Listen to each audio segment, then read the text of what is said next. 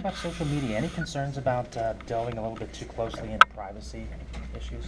I think you always have to worry about delving too close into someone's life. But when there are indicators that are out there that teach us that there are problems going on, I think we have an obligation to, frankly, try to do something about it. And there'll be a lot of safeguards. Our people will be very careful as they go through this data.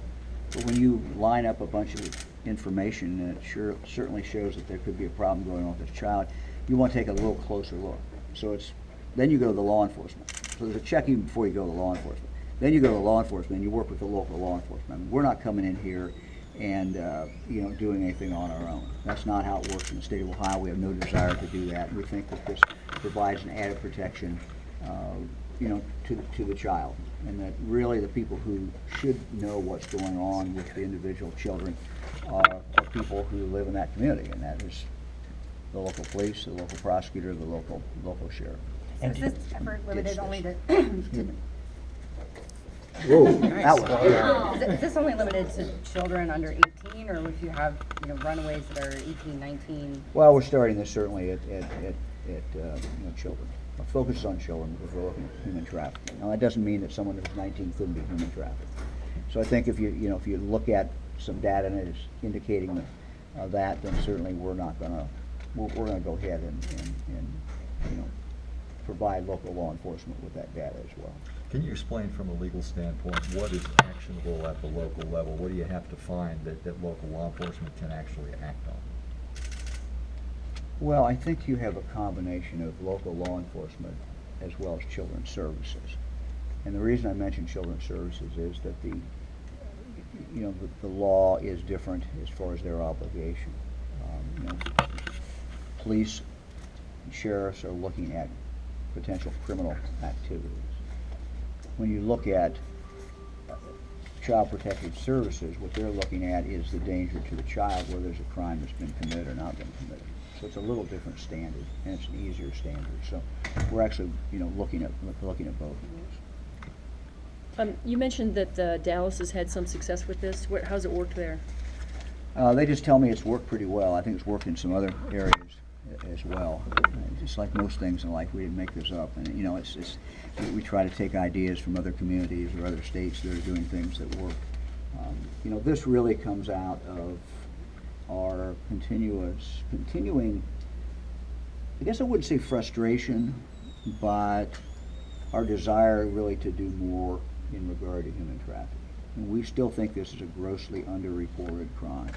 We still think that there's just a lot of kids out there who are being trafficked in one form or another, and we're not getting reports of it.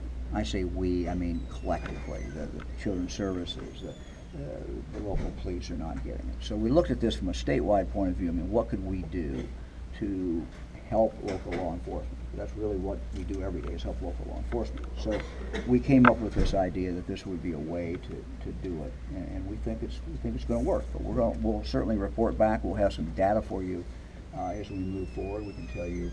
We'll be able to tell you how many cases we got, how many things we looked at, what panned out, and what frankly did not. And we'll be constantly looking at this to assess it, and if it needs to be changed in different ways, we're certainly going to do that as well. This group talks a lot about raising public awareness on all sorts of issues when it comes to human trafficking. What do you think is one of the big things that you would like the general public to know about human trafficking in Ohio that they might not know right now? Human trafficking exists in Ohio. That's a hard thing for some people to realize. But human trafficking, in layman's terms, or the way I like to explain it, is simply compelling another human being to do something against their will they don't want to do. It may be compelling them to work. It may be compelling them to have sex. It may be compelling them to take drugs. All of these are forms of human trafficking. And we see so great variations of human trafficking in our office. We just know, though, that there's certain populations that are particularly vulnerable. And when you have a runaway child, that child is vulnerable. When you have a child that is moving around from foster home to foster home, that child can become valuable. It can become vulnerable, excuse me. And so again, this is something that we, rely to a great extent on the public to identify for us. So what we're really doing today is going beyond that and looking at some data and seeing how we can at least get some indication that someone may be being trafficked. You said that this is an underreported crime, but the numbers in the latest report actually went down. Fewer investigations, fewer arrests. Yeah. Any idea why? No, I really don't. I have, if you may recall that several other times I have said these are the official data, but I'm not sure how good the data is. Many times you have someone who does not file, for example, a charge under human trafficking. We still have kidnapping. So, these crimes overlap a great deal. And a local prosecutor is going to look at the elements of the crime and make a decision what they think is the best way they can get a conviction. And they don't really care what it's labeled. And I don't blame them. They need to do what they need to do. So I think these numbers are always a little suspect, frankly, and they're our own numbers. I mean, not our numbers, but they report to us, and then we report them to you. What price tag have you put on this at BCI, on the resources, labor, and at the AG's office? Yeah, I don't really know, but we can probably figure that out. Jill can probably give you that information, and we can probably at least estimate how much of a person's day would be consumed with this. But we'll have a better idea once we get into it further, frankly. Do you have an outside funding source for this, federal funds? No, I don't think so. We don't have an outside source for this, do we, Jill? No.